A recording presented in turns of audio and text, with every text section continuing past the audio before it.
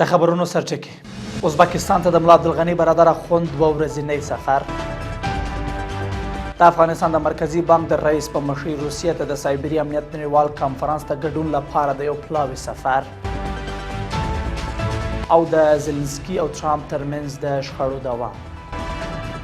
په لویه مهربانه خدای په سپېڅلي نامه درنو لیدونکو سلام. د نن ورځ خبرونو ته ښه راغلاست. نن شنبې د 2023 کال د کاپ 4مه نیټه ده. زه عزیز یم. دا بشپړ خبرونه. د ریاست الوزرا اقتصادي مرستیال ملا عبدالغني برادر اخوند د یوه لوړپوړي پلاوي په مشرۍ نن د 2 ورځو لپاره پر رسمي سفر ازبکستان ته ولاړ. د ریاست الوزرا اقتصادي معاونیت وایي چې د دې سفر موخه د افغانستان او ازبکستان ترمنځ د سیاسي، اقتصادي، سوداګریزو او ترانزیتي اړیکو پراخول او په بېلابېلو برخو کې د پانګونې جذب دي. په دې سفر کې د کانونو او پټرولیم وزیر ملا هدایت الله بدري، د ترانسپورټ او هوایي چلند وزیر ملا حمیدالله اخوندزاده، د صنعت او سوداګرۍ وزیر نورالدین عزیزي، د کرنې او بولګولو او مالدارۍ وزیر مولوي عطاالله عمري، د افغانستان بانک عمومي رئیس نور حمد آغا، د مالیې وزارت د عوایدو او ګمرکاتو مرستیال مفتي عبدالمتین سعید او د یو شمېر سکتوري ادارو استازي هم ګډون لري. د افغانستان مرکزي بانک رئیس نور حمد آغا په مشرۍ پلاوي د روسیې د یکاترینبورګ ښار کې د سایبري امنیت نړیوال کنفرانس کې ګډون کړی دی. ښاغلي نور حمد آغا په دې کنفرانس کې د افغانستان د مالي سکتور، د امنیتي تدابیرو، د معلوماتي سیستمونو د ساتنې او سایبري خطرونو د مدیریت په اړه وینا کړې ده.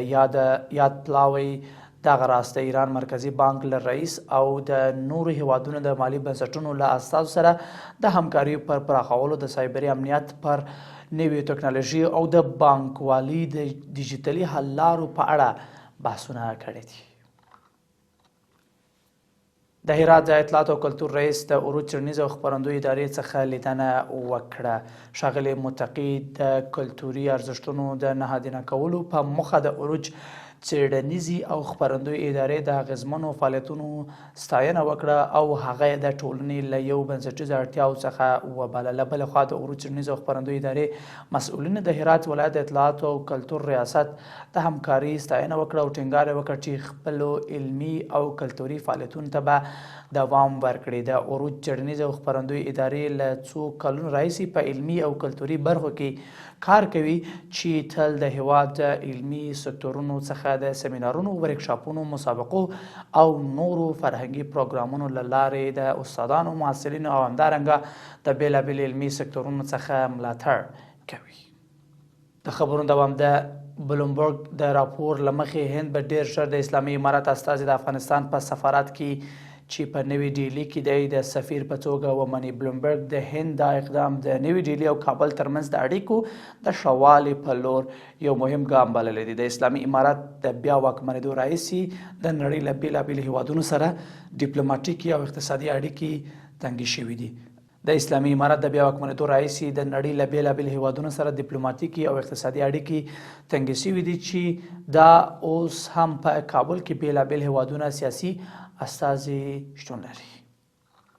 او وروستی خبر. د امریکا ولسمشر ډونالډ ټرامپ یو ځل بیا د اوکراین پر ولسمشر ولادیمیر زلنسکي نیوکه کړې او د هغه شتون یې په مذاکراتو کې غیر ضروري بللی دی. ټرامپ د فاکس نیوز سره په خپله مرکه کې ویلي چې د یوه کمزوري مذاکره کوونکي په توګه د زلنسکي شتون په مذاکراتو کې مهم او اړین نه دی. تر دې وړاندې هم ټرامپ د زلنسکي له څرګندونو وروسته پر اوکراین نیوکه کړې وه او ویلي و چې د اوکراین غبرګون ناهیلي کړی دی.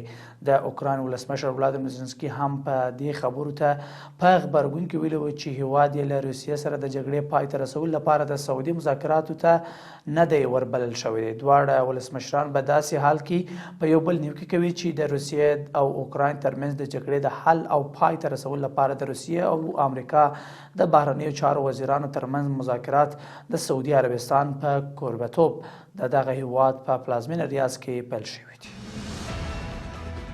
له ملتیا مو مننه. تر بیا ښه وخت او ښې چارې.